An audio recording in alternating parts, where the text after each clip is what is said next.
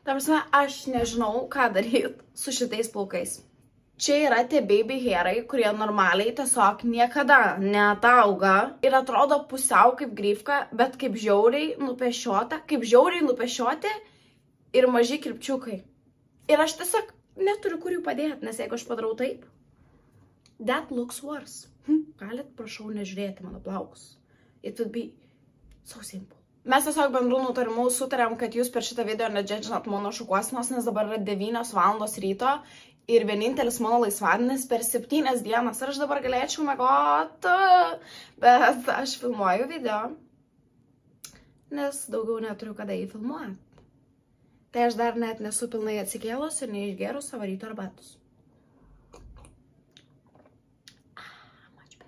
Visada dažniausiai filmuoju video apie tai, apie ką aš noriu pašnekėti ir kas man atrodo, kad yra įdomu, bet šį kartą nusprendžiau padaryti kitaip ir pakalbėti apie tai, kas jums yra įdomu. Todėl vakar Pildiko Instagramą įkėliau klausimų langelį ir pakviečiau jūs užduoti man klausimus. Tad per daug netempus gumos, aš manau, mes galime eiti prie pirmo klausimo, kuris yra toje, aš pasižiūrėsiu, palaukit. Kaip sugalvojau prisijungti prie Pildiko komandos? Tai Pildikas mane knicino kuris laikas, aš sakyčiau, gal kokie 2 metai atgal aš pirmą kartą atvažiavau susitikti su Pildiko komanda ir su jais video nufilmuoti ir pradžiai tiesiog mūsų tokie santykiai ir būdavo, jie mane pakviesdavo, aš karts nuo karto atvažiuodavau ir mes pasifilmuodavom kartu, visiems smagu, visi laimi.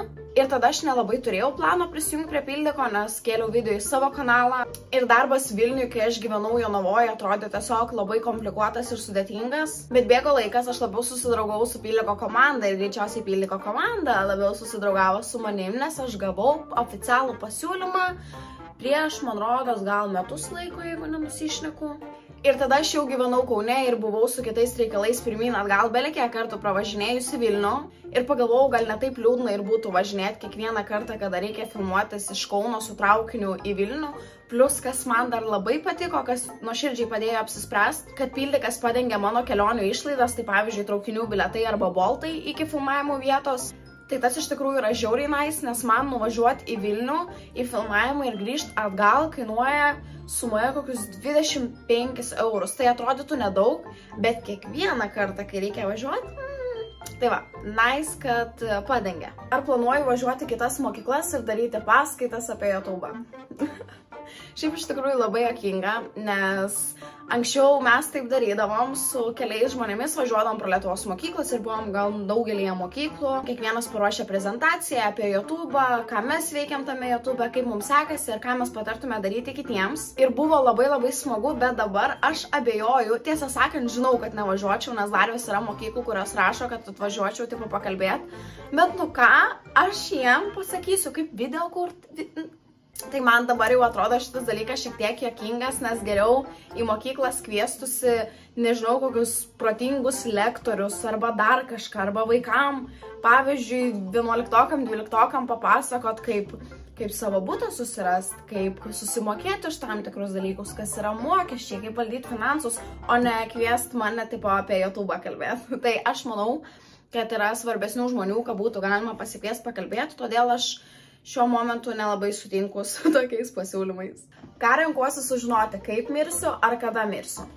Labai sunkus klausimas, tiesą sakant, galbūt nenorėčiau žinoti nei vieno, nes jeigu, pavyzdžiui, žinočiau, kada mirsiu ir tarkim, sakykim, nedaug dievė, pabeldžiam į medį, tarkim, man pasakytų, kad mirsiu kitą savaitę, ne? Nu tai man visas laikas iki tos kitos savaitės yra visiškai nurašytas, aš tiesiog sėdėčiau ir visą laiką...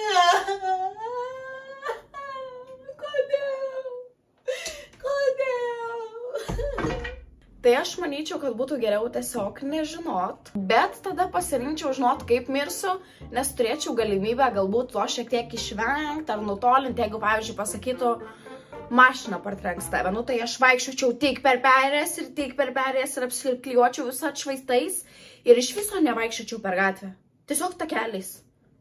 Nors ant takelio irgi gali nutrenkti. Iš viso niekur iš namų neičiau. Nu, žodžiu, geriau nežinot tiesiog.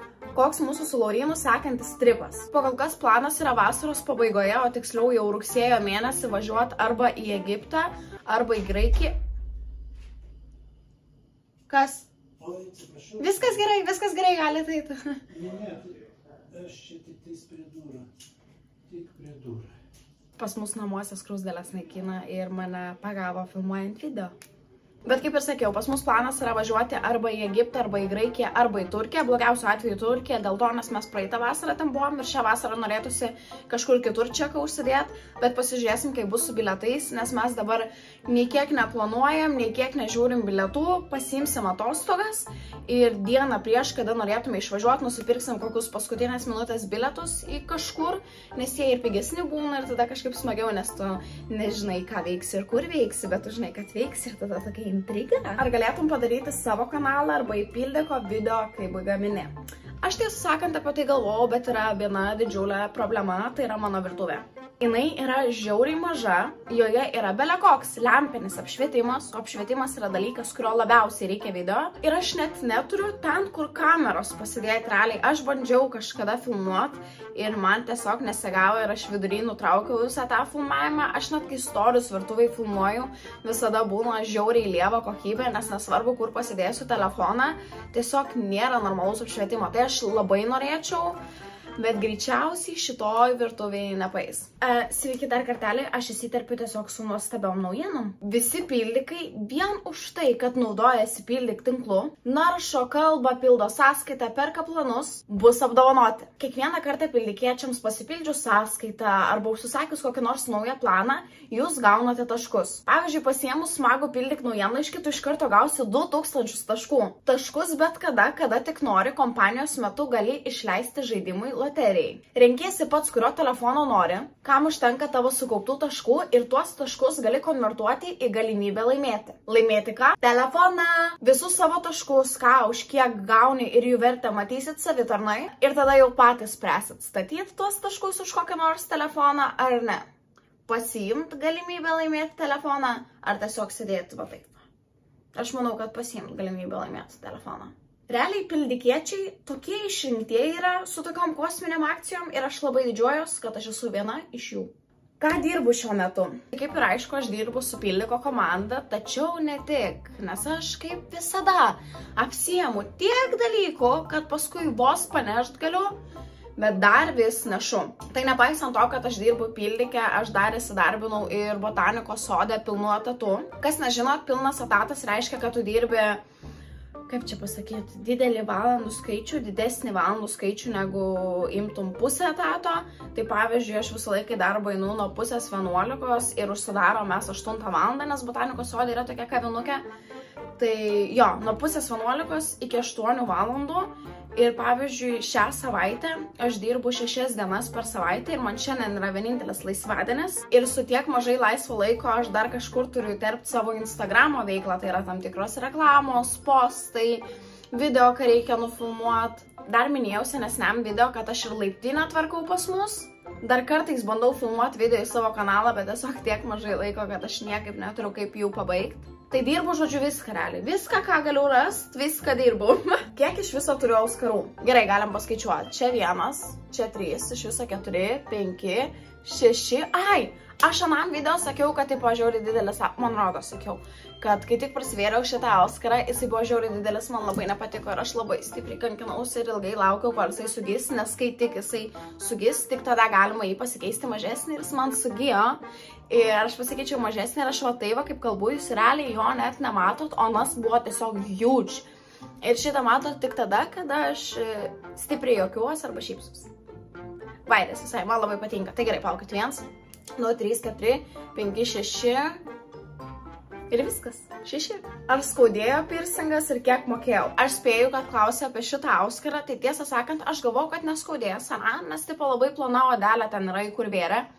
Bet iš tikrųjų žiauriai skaudėjo ir sumokėjau gal 40 eurų ir paskui man labai negražiai įgijo, tokia lempa buvo iš tikrųjų, aš taip džiaugiuosi, kad viskas susitvarkė, bet jo, sumokėjau 40 eurų ir žiauriai skaudėjo. Kur išmokai taip piešti ir ar tiesiog tau taip išeina? Visų pirma, man nėra taip, kad man tiesiog išeina. Aš turiu įdėti labai daug darbo ir kantrybės. Svarbiausia kantrybės, kad man kažkas išeitų, nes aš jeigu piešiu ir pamatau, kad man biški nepatinka, žinot, ką aš anksčiau darydavau, aš toks psichinis vaikas buvau ir aš piešiu, matau, kad man nepatinka ir per visą lapą tiesiog su kokiu juodu markeriu ir padėlu iš šono. Taip nesvarbu man, ir nereikia, jeigu nesigauna. Tai jo, man nesigauna taip paprastai, bet aš turiu teoriją, kad aš piešiu dėl to, nes mano mama piešia ir mano mama labai gražiai tapo. Ir aš kai būdavau jaunesnė, mes sėdėdavom kartu, piešdavom ir tapydavom. Ir aš manau, kad čia buvo jos labai didžiulė įtaka ir aš dėl to jai esu labai dėkinga. Ir paskutinis šiandienos klausimas, ar džiaugies tai, ką dabar turi? Aš visai nesenai supratau, kad aš tikrai džiaugiuosi tuom, ką aš dabar turiu, kalbant tiek ir sveikatą, laiko atžvilgių, nors laiko realiai aš apšė dabar nebeturiu, bet žodžiu, finansiškai, draugai, veikla, katinai. Tai aš viskuom tikrai labai nuoširdžiai džiaugiuosi, bet aš manau, tas faktas, kad aš dabar tiek visko daug turiu, padarys man tolimesnį gyvenimą šiek tiek sunkesnį, nes logiška, kad ateis kažkada gyvenime etapas, kad aš neturėsiu tiek daug visko, kiek dabar turiu, ir tada man bus žiauriai liūdna, nes aš būsiu pripratus turėti tiek, kiek visko dabar turiu. Tai labai galvojau apie tai, net su Laurynu kalbėjaus, kad sakau, kad sunku bus paskui man. Bet dabar žiauriai nice. I'm very happy. Anam kambarį filmuojant aš pastebėjau, kad man vis pradėjo bliksėti ekranas juoda spalva, nežinau dėl ko, gal čia kažkas negerai su telefono kamera, bet anksčiau taip nebūdavo, arba su pačiu apšvietimu. Tai video pabaigiu čia, ačiū už jūsų klausimus. Šiaip labai smagu buvo filmuoti šitą video, nes tiesiog nuoširdžiai atsakinėjau į klausimus ir šnekėjau, tikiuosi, kad jums gal kažką atsakiau, kas jums buvo įdomu. Laukiu jūsų daugiau klausimų. Ką tik katinas užsimetė ant savęs. Nice, good job. Laukiu daugiau klausimų iš jūsų komentaruose ir iki pasimatymo kitam video.